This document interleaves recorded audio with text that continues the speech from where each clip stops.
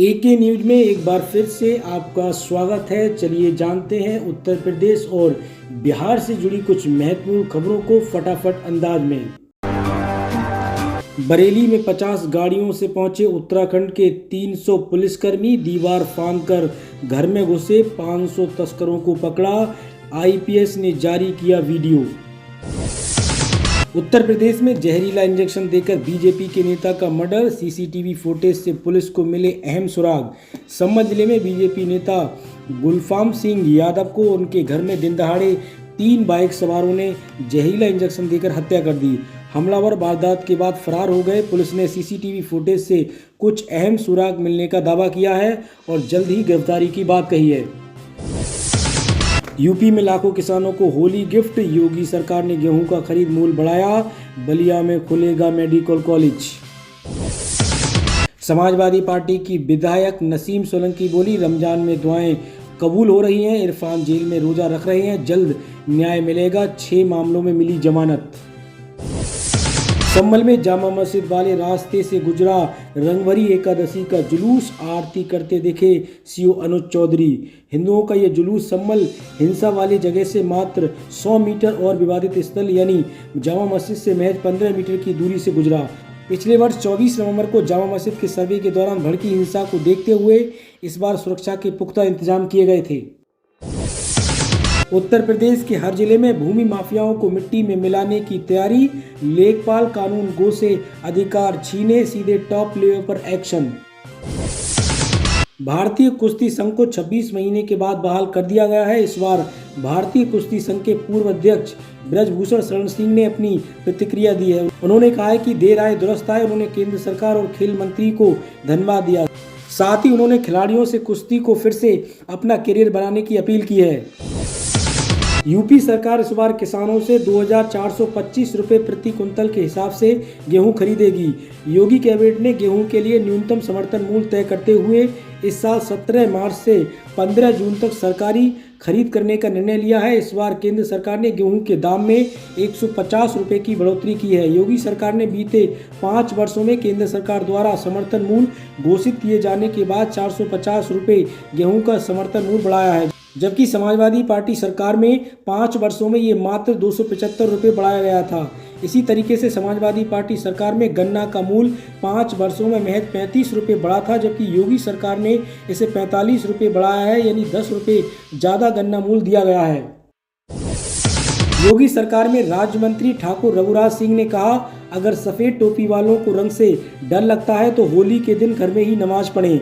जैसे होली पर मस्जिद को तिरपाल से ढक दिया जाता है, महिलाएं हिजाब पहनती हैं, वैसे ही सफ़ेद टोपी वाले तिरपाल का हिजाब पहनकर घर से नमाज पढ़ने के लिए निकलें। इससे उनकी टोपी और सफ़ेद कपड़े रंग और गुलाल से बचे रहेंगे। WFI से खेल मंत्रालय से निलंबन लिया वापस। गोड्डा में ब्रजभूषण बोले, षड्यंत्रकारी सफल नहीं हुए, कुश्ती संघ पर हमारा ही कब्जा। बिहार में होली पर शराब पीना पड़ेगा महंगा, डीजीपी ने सुरक्षा व्यवस्था को लेकर जारी किया ऑर्डर। बिहार में होली के मौके पर इस बार शराब पीना और बेचना दोनों महंगा पड़ेगा। डीजीपी ने पुलिस अधिकारियों की बैठक में शराबियों पर कड़ी नज़र रखने के लिए कहा है। डीजीपी ने साफ साफ कहा है कि बिहार में शराब पीने वाले और बेचने वाले दोनों पर कड़ा एक्शन होगा। वहीं डीजीपी ने हर चौक चौराहे पर पुलिस की तैनाती का भी आदेश दिया है। बिहार सिपाही भर्ती को लेकर नोटिफिकेशन जारी। इस बार महिलाओं की बल्ले बल्ले। बिहार के युवाओं के लिए एक अच्छी खबर है। राज्य में सिपाही भर्ती परीक्षा में 19,838 पदों पर बहाली के लिए आवेदन प्रक्रिया 18 मार्च से प्रारंभ होगी। महिला अभ्यर्थियों के लिए 6,017 पद चिन्हित किए गए हैं। अभ्यर्थी 18 अप्रैल 2025 तक परिषद की वेबसाइट पर उपलब्ध लिंक के माध्यम से आवेदन कर सकते हैं। चयन प्रक्रिया 2 चरणों में पूरी होगी।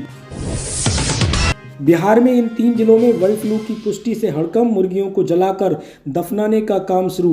बिहार में बर्ड फ्लू का खतरा तेजी से बढ़ता जा रहा है। पटना, भागलपुर, जहानाबाद इसके मामले सामने आ चुके हैं, जिससे सरकार सतर्क हो गई है। केंद्रीय पशुपालन और डेयरी मंत्रालय ने सभी राज्यों को अलर्ट जारी किया है और प्रभावित क्षेत्रों में सख्ती बरतने के निर्देश दिए हैं।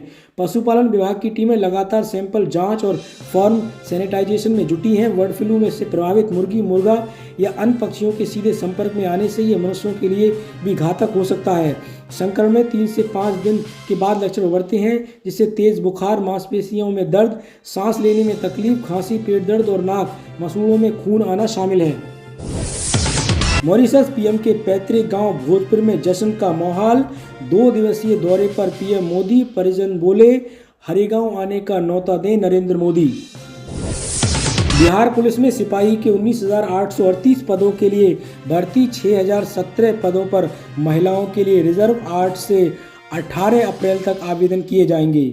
बिहार पुलिस में सिपाही के 19,838 पदों पर नई भर्ती होगी। महिलाओं के लिए 6,017 पद आरक्षित हैं। 18 मार्च से 18 अप्रैल तक आवेदन किए जाएंगे। सभी अभ्यर्थी ऑनलाइन आवेदन करेंगे। CSBC के अध्यक्ष जितेंद्र कुमार ने घोषणा की है कि मंगलवार को प्रेस कॉन्फ्रेंस के दौरान उन्होंने कहा कि आयोग के अध्यक्ष जितेंद्र कुमार ने कहा कि इसके विज्ञापन आज प्रकाशित किए जा रहे हैं। विज्ञापन को आज वेबसाइट पर जारी किया जाएगा। 18 मार्च 2025 से ऑनलाइन आवेदन किए जाएंगे। 18 अप्रैल 2025 तक अंतिम तिथि निर्धारित की गई है। आयोग के अध्यक्ष ने कहा कि सभी अभ्यर्थियों से अपील है कि विज्ञापन को अच्छे तरीके से पढ़ें, इसके बाद ही ऑनलाइन फॉर्म भरना शुरू करें। आवेदन पत्र जमा करने के लिए उम्मीदवार को निर्धारित शुल्क भुगतान में ऑनलाइन माध्यम से ही करना होगा। तेजस्वी के सपने रहेंगे अधूरे, नीतीश ही बनेंगे बिहार के CM, बोले चिराग पासवान। केंद्रीय मंत्री चिराग पासवान ने कहा कि आगामी बिहार चुनाव में एनडीए एकजुट होकर चुनाव लड़ेगा और नीतीश कुमार ही मुख्यमंत्री पद के चेहरे होंगे। चिराग पासवान ने तेजस्वी यादव को निशाने पर लेते हुए कहा कि वे सरकार बनाने का सपना देख रहे हैं, लेकिन दिन में सपने देखने से कुछ हासिल नहीं होता। उन्होंने कहा कि लालू प्रसाद यादव के शासनकाल में बिहार में अराजकता, अपराध और जातिवाद का बोलबाला था, जिससे तंग आकर बिहार के लाखों युवा राज को छोड़ने पर मजबूर हो गए। उन्होंने दावा किया कि बिहार की जनता फिर से जंगल राज में लौटना नहीं चाहती और इसलिए आगामी चुनाव में एनडीए को ही भारी समर्थन मिलेगा। चिराग पासवान ने न सिर्फ राजद बल्कि अन्य विपक्षी दलों पर भी हमला बोला। उन्होंने कहा कि समाजवादी पार्टी सहित पूरा विपक्ष सांप्रदायिकता को बढ़ावा देने में लगा है। उन्होंने आरोप लगाया कि विपक्ष अपनी राजनीति चमकाने के लिए मुस्लिम शासकों के नाम सामने ला रहा है। उन्होंने भारत को नुकसान पहुंचाया था। गैंगस्टर अमन साहू पुलिस एनकाउंटर में ढेर।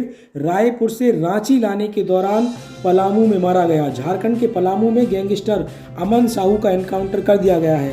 रांची लाने के दौरान पुलिस से मुठभेड़ में उसकी मौत हो गई। NTPC DGM के मर्डर केस में पूछताछ के लिए उसे रांची लाया जा रहा था। जब उसके साथी उसे छुड़ाने की कोशिश कर रहे थे तब ये हादसा हुआ। तो दोस्तों, आज की खबरों में इतना ही। मिलते हैं एक और नए अपडेट के साथ। इसी तरीके की देश और दुनिया की खबरों के लिए आप AK न्यूज़ के साथ जुड़े रहिए।